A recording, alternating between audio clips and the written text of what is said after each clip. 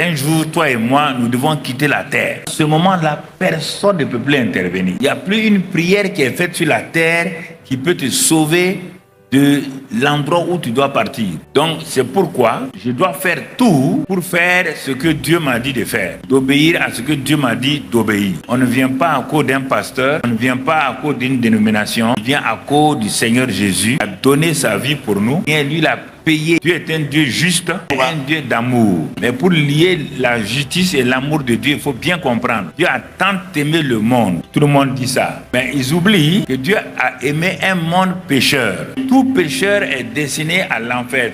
L'âme qui pêche est celle qui mourra spirituellement. Alors, comment ce Dieu qui aime les pécheurs-là peut-il les amener dans son paradis qu'il vient de mettre en place? L'amour n'a pas le pouvoir d'amener quelqu'un au paradis s'il n'y a pas d'abord la justice. Voici les hommes qu'il aime.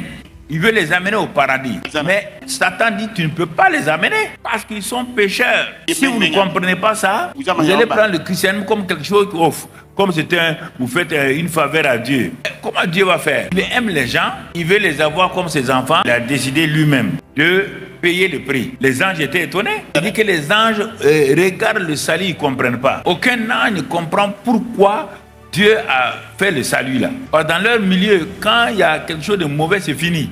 C'est pourquoi Satan n'est pas pardonnable. Dans le milieu spirituel, Satan n'est pas pardonnable. Il ne peut pas se repentir, c'est fini. Mais l'homme qui a été créé à l'image de Dieu et qui est tombé, qui a perdu cette image-là, Dieu l'aime. Il veut le ramener. Alors, comme il n'y a personne pour le conseiller, il a dit, je vais payer le prix. Je vais payer le prix comment? Selon le conseil de sa volonté. Qu'est-ce qu'il va faire? Vous allez voir, je vous ai dit là, la stratégie divine. Dieu est seul. Il n'y a pas de fils de Dieu là-bas. Il n'y a pas de Jésus au ciel. Mais pour qu'il paye, pour que l'amour que Dieu a là se manifeste pour toi et pour moi, pour nous tous comme pécheurs, c'est l'homme qui a péché. Il faut un homme, un autre homme pour payer, pour être frappé, pour payer le prix du rachat de l'homme.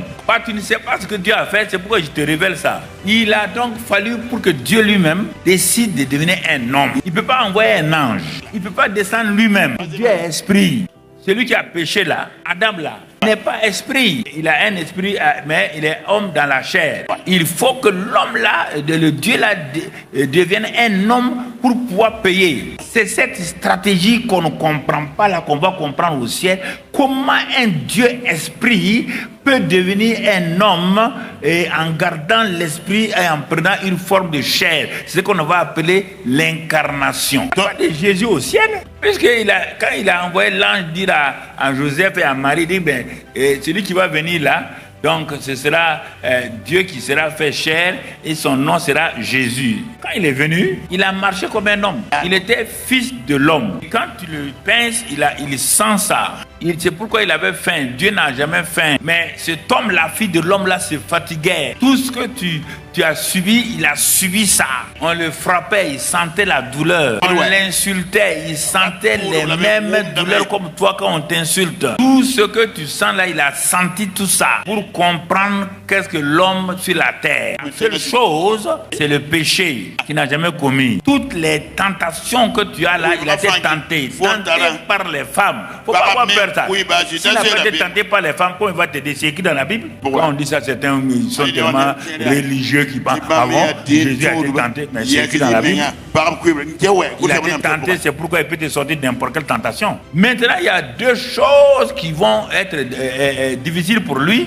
Il n'a jamais commis de péché et ce Dieu qui est là-haut là et qui s'est fait homme là, tu comprends? C'est ça. Il faut comprendre Dieu.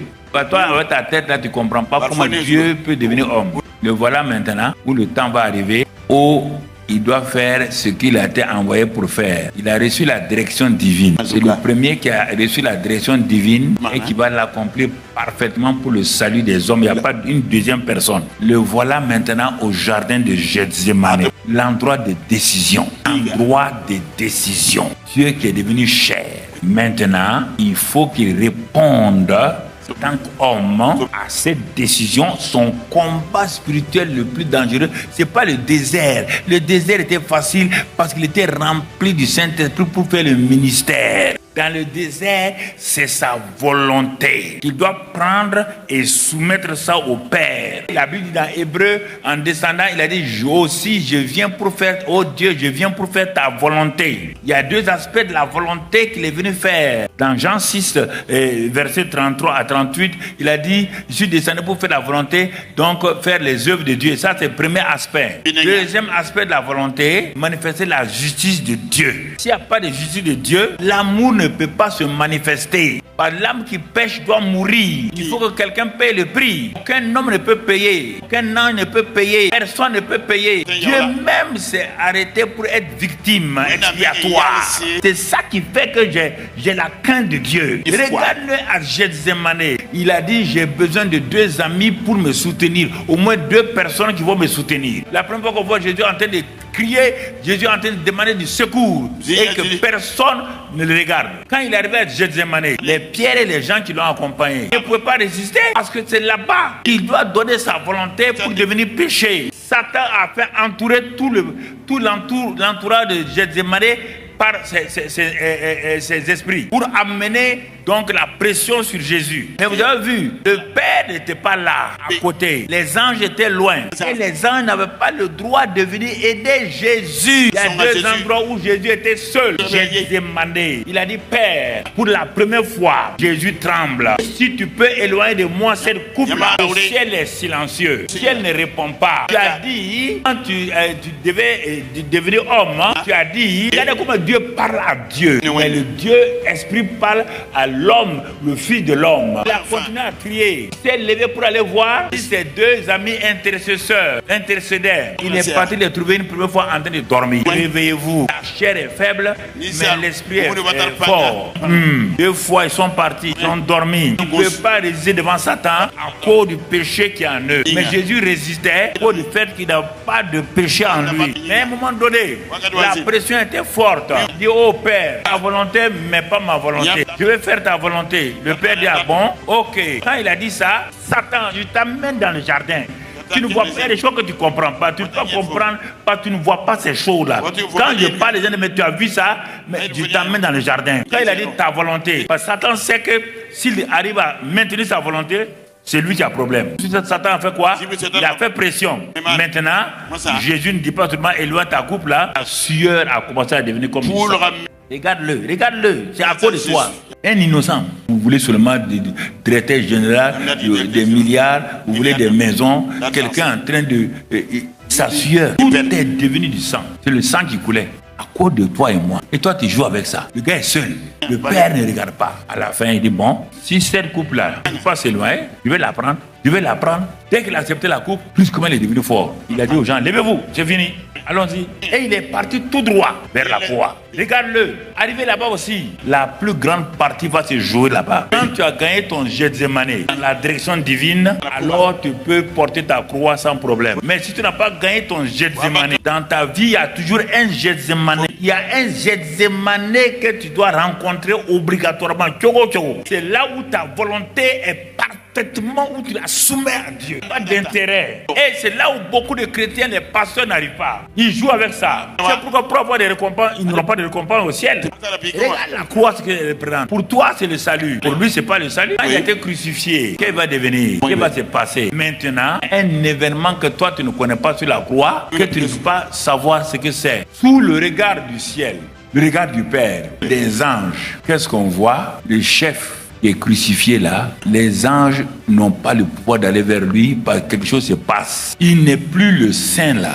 Il n'est plus celui que les anges se pliaient devant lui. Brusquement, aux yeux des anges et du ciel, Jésus devient péché. Pas pécheur, hein? Plus que ça. Ce que Dieu est. Il est en train de payer le prix. Et c'est pourquoi Jésus même est conscient maintenant qu'il est en train de changer. Lui qui était donc la pureté et tout, il devient péché. Et pourquoi cette fameuse phrase est sortie? Les gens ne savent pas pourquoi il a dit cette phrase-là. Cette phrase, on ne sait pas pourquoi il a dit ça. Et si tu ne comprends pas ce que je te dis là, il a dit quoi? Mon Dieu. Il n'a pas dit papa. C'est la première fois où Jésus dit, mon Dieu, pourquoi tu m'as abandonné? Seul Les anges ont donné d'eau. Papa, mon Dieu, a fermé le ciel. Plus personne ne les regarde. Les femmes frappent leur poitrine. Les maris frappent leur poitrine. Les sacrificateurs et les scribes l'accusent. Les Romains l'insultent. Il est seul. Seul sur la terre. Il est seul. Seul pour toi. Seul pour toi. Et tu joues avec lui. Seul. Seul. Pourquoi? Mon Dieu. Tu ne peux pas dire Père. Dieu ne peut pas être le Père du péché. Jamais. Il est descendu plus que toi. Toi, tu es pécheur. Il est péché. Tu es supérieur à lui. Il est descendu dans les profondeurs. Profondeur. Et toi, tu joues avec ça. Tu veux ça. Tu veux ça. Tu méprises ce que Dieu est. Un petit problème seulement. Il fallait prier pour moi. Il fallait gêner pour moi. Tu as oublié ce que son fils est devenu. Quand il a dit mon Dieu, il dit maintenant, tout est. Il baissait la tête. Il a mis son esprit. Qu'est-ce qui s'est passé? La création a dit, bon? Le centenaire romain dit, celui-ci était vraiment le Fils de Dieu. Brusquement, qu'est-ce qui se passe? Les tombeaux des saints s'ouvrent à Jérusalem. Et les gens de Jérusalem voient les saints là, sortis des tombeaux, rentrer dans la ville, traverser la ville, ils sont allés. En ce temps, il y avait un homme à côté de Jésus, qu'on appelle le voleur de droite. Le seul qui a pu reconnaître cet instant-là. Il dit, Seigneur, je sais qui tu es. Tu vas revenir. Souviens-toi de moi. Jésus lui dit aujourd'hui même. Il n'a pas dit tu seras au paradis aujourd'hui. Je déclare aujourd'hui que ce que j'ai accompli pour toi est là. Je vous pose la question. Quand tu comprends ça, l'œuvre de la croix là, toi tu vas jouer avec Dieu parce que les gens t'insultent, tu ne vas pas pardonner. Regarde-le. Il est seul. Même si tu étais seul sur la terre, c'était pour toi qu'il mourrait. Petit pardon que tu dois donner à quelqu'un, réconciliation que tu dois donner à quelqu'un, et il te faut souffrir comme ça pour pardonner, il te faut souffrir pour aimer quelqu'un, et tu veux, malgré ça, rentrer au paradis. Toi, tu vas rentrer au paradis, parce que tu refuses de pardonner et d'aimer les gens. Tu vas rentrer au paradis. Donc, tu n'as pas pris au sérieux ce que son fils a fait. Tu es fou, tu es insensé, tu es un fou, tu es folle. Toi, tu vas rentrer au paradis. Regarde le prix qu'il a payé. C'est ça l'amour de Dieu. Tu comprends? Que Dieu te bénisse.